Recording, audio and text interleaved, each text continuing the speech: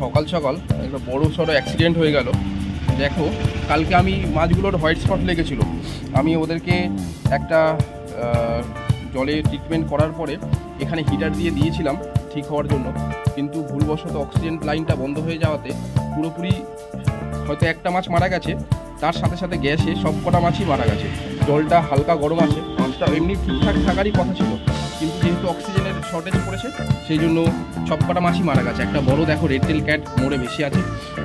এরপরে তোমার এখানে চিকলেট রয়েছে অনেকগুলো, অস্কার আছে, তারপরে হর্ন প্যারট আছে, অনেক কিছু সব মিলিয়ে কম করে হলো 1,500-2,000 টাকার মাছ মারা গেল। নর্মাল রেড টেল ক্যাটটাই তো বড় হতে আমার 3 থেকে 4 মাস লেগেছিল। ঠিক আছে, গতকাল একটা মারা গেছে, তারপরে আমি সেটাকে ফেলে দেওয়ার পরে অ্যাকুরিয়াম চেঞ্জ করে একটা নতুন অ্যাকুরিয়ামে দিলাম, মানে এই অ্যাকুরিয়ামটাতে দিয়েছিলাম। লাভের লাভ কিছু হলো না, ফলস্বরূপ সব কটা মাছই মরে গেছে। যাই হোক, কিছু তো করার নেই, এই শীত পড়লে এই সমস্ত সমস্যাগুলো হতেই থাকে। তাই বন্ধুরা বলছি, টাইম টু টাইম জল চেঞ্জ করতে হবে, ফিল্টারেশন সিস্টেম ভালো লাগাতে হবে, মাছ রোগ লাগলে টাইম টু টাইম তাদেরকে ওষুধ দিতে হবে। এইগুলো খেয়াল রাখলে হয়তো এই অ্যাক্সিডেন্টটা আমার আর হতো না। যাই হোক, অনেক টাকা লস হলো, কিছু করার নেই, খুবই খারাপ লাগছে। যাই হোক, মাছগুলোকে তুললাম। দেখো, এই মাছগুলোর মধ্যে একটা বড় 8 থেকে 10 ইঞ্চি, 8 ইঞ্চি মোটামুটি হবে, 8 ইঞ্চি সাইজের একটা রেড ক্যাটফিশ, একটা অস্কার, চিকলেট হচ্ছে 4টে বড় বড়, অনেকদিন আমার কাছে ছিল, 4 থেকে 5 মাস, আর একটা বেলুন টেক্সাস, একটা হর্ন প্যারট। কতগুলো মাছ মরে গেল। গতকালও এইভাবে অনেকগুলো মাছ মারা গেছিল। এগুলো হচ্ছে এক একটা উইন্টারের ধামাকা।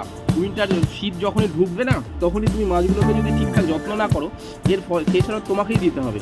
আমার একটুখানি মানে কেয়ারলেসনেসের জন্য আজ আমাকেই খেসারত দিতে হচ্ছে।